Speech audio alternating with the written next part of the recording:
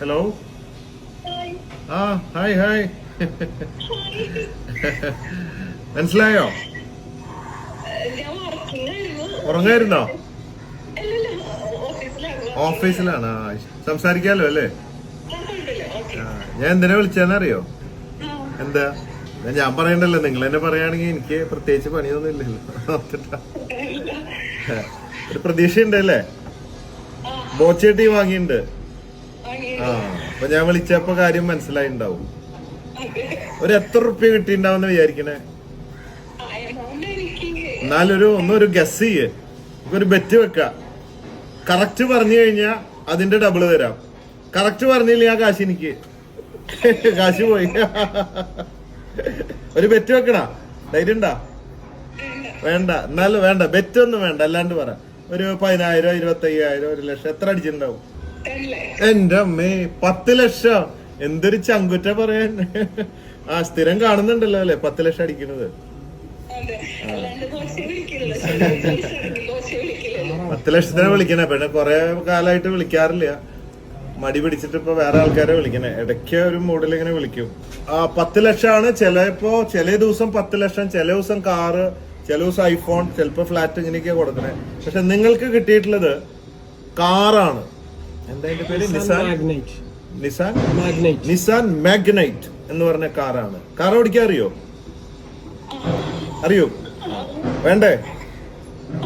ആ okay okay. ഞാനേ ഈ കോതകുളല്ലേ സ്ഥലം, അപ്പൊ എന്റെ തെറ്റിദ്ധാരണ മതി. എന്റെ വിചാരം ഈ കോതകുളം എന്ന് പറയുമ്പോ അവിടെയുള്ളവരൊക്കെ കോതകളെ പോലെ ഇരിക്കുന്നതാണ് എന്റെ വിചാരം. പക്ഷെ നിങ്ങൾ ഇതുപോലെ ഒരു സുന്ദരിയാണല്ലോ, ഒരു കോതയെ പോലെയല്ല. കോതകുളം എന്ന് കേട്ടപ്പോഴേ ഓരോ സ്ഥലത്തിനും ഓരോ പേര് വരുമ്പോ ചിലപ്പോ നമ്മൾ വിചാരിക്കും അതിനോടൊക്കെ എന്തെങ്കിലും ബന്ധമുണ്ടെന്ന് വിചാരിക്കും. ഇപ്പൊ ഞാൻ വിചാരിക്കുമ്പോ ദൈവമേ ഒരു കോതയായിരിക്കുമോ ഞാൻ വിളിക്കുന്നത്? അല്ല, ഒരു നല്ല സുന്ദരീനെയാണ് ഞാൻ വിളിച്ചത്. എന്തായാലും ഇന്നത്തെ ദിവസം നന്നായി വരട്ടെ. എവിടെയാ ജോലി ചെയ്യണേ? ട്രാവൽസ്. ഓക്കെ. കാറ് കിട്ടിയ എന്താ ചെയ്യാ? ഇനി കാറിലായിരിക്കും യാത്ര, ജോലിക്കൊക്കെ പോണത്. അത് സ്വന്തമായിട്ടൊരു ട്രാവൽ ഏജൻസി തുടങ്ങുവോ? ആ പിന്നെ ആരാ ഇത്? വീട്ടിലാരൊക്കെ ഉള്ളത്? ഒറ്റ മോളാണ്? പുന്നാര മോളാണ്. ഓ സോറി ഫോർ ദാറ്റ്. ഓക്കെ. അച്ഛൻ എന്ത് ചെയ്യുന്ന? ഫിഷർമാൻ. എവിടെ? ആ നല്ല ഫ്രഷ് മീനൊക്കെ, പെടയണ മീൻ കിട്ടിയാ കൊണ്ടുവന്നേ.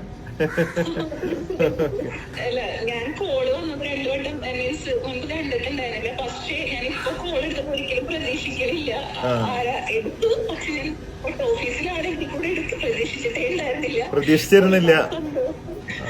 ജീവിതം തന്നെ അങ്ങനെയല്ലേ, ഒരു പ്രതീക്ഷ ഇല്ലാത്തൊരു സംഭവമാണ്. ജനിക്കുക മരിക്കുക, ഇത് രണ്ടും മാത്രമേ നമുക്ക് അറിയുള്ളൂ. ഇത് കഴിഞ്ഞാൽ എന്താണെന്ന് നമുക്ക് ഒരു അറിയില്ല. അപ്പൊ ഉള്ള പ്രതീക്ഷയിലൊക്കെ തട്ടിക്കൂട്ടി ജീവിക്കുക, അതാണ്, ദാറ്റ് ഈസ് ലൈഫ്. അത്രേ ഉള്ളൂ. എല്ലാം പ്രതീക്ഷിക്കാണ്ടാണ് സംഭവിക്കുക, അല്ലേ? അതെ, നമ്മൾ ജനിച്ചു വീഴുമ്പോ നമുക്ക് എന്താ അറിയാം, ആരെ കാണും, എപ്പോ കാണും, എന്താ ഒരു പിടിയില്ല. നമ്മൾ ഓരോരുത്തരെ കണ്ടുമുട്ടുന്നു, ഇങ്ങനെ മുമ്പോട്ട് പോയിക്കൊണ്ടിരിക്കുന്നു. പിന്നെ ചില കാര്യങ്ങളൊന്നും വലിയ പ്രതീക്ഷ ഇല്ലാണ്ട് ഒരു റീസണബിൾ പ്രതീക്ഷയിൽ ജീവിക്കാൻ നല്ലത്. അങ്ങനെ. ഓക്കെ. ഒരുപാട് സന്തോഷമുണ്ട്.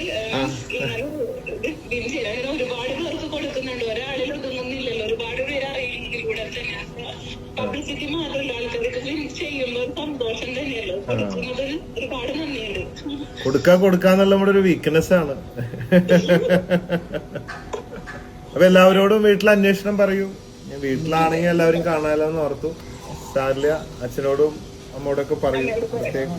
ആ ഓക്കെ. എങ്ങനെ എടുത്ത ഈ ബോച്ചേട്ടി? ഫിജിക്കാട്ട് വഴിയാണോ, ഓൺലൈനിലാണോ?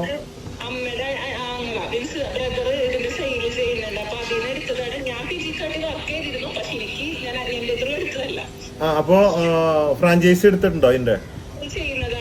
ഓ ശരി. അപ്പൊ ബോച്ചേട്ടി കച്ചവടം ഉണ്ട്, പ്രൈസും നിങ്ങക്ക് തന്നെ അല്ലേ? എല്ലാ പാക്കറ്റും പൊളിച്ചു നോക്കിയാ? കൂപ്പൺ അല്ലേ? ചിലവര് വാങ്ങിയ സ്റ്റോക്ക് മുഴുവൻ എടുത്തിട്ട് ചിലവര് ഒരു പ്രാന്തിനൊക്കെ തുറന്നു നോക്കും. കിട്ടിയ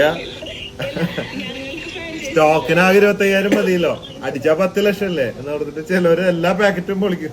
നാളൊരു ചേട്ടൻ രാത്രി 2 അടിച്ചിട്ട് കടയിലുള്ള എല്ലാ പാക്കറ്റും പൊളിച്ചിട്ട് പരീക്ഷിച്ച് നോക്കി. പക്ഷെ 10 ലക്ഷം കിട്ടിയില്ല, 25,000 പിന്നെ കുറെ നൂറുകളൊക്കെ കിട്ടി.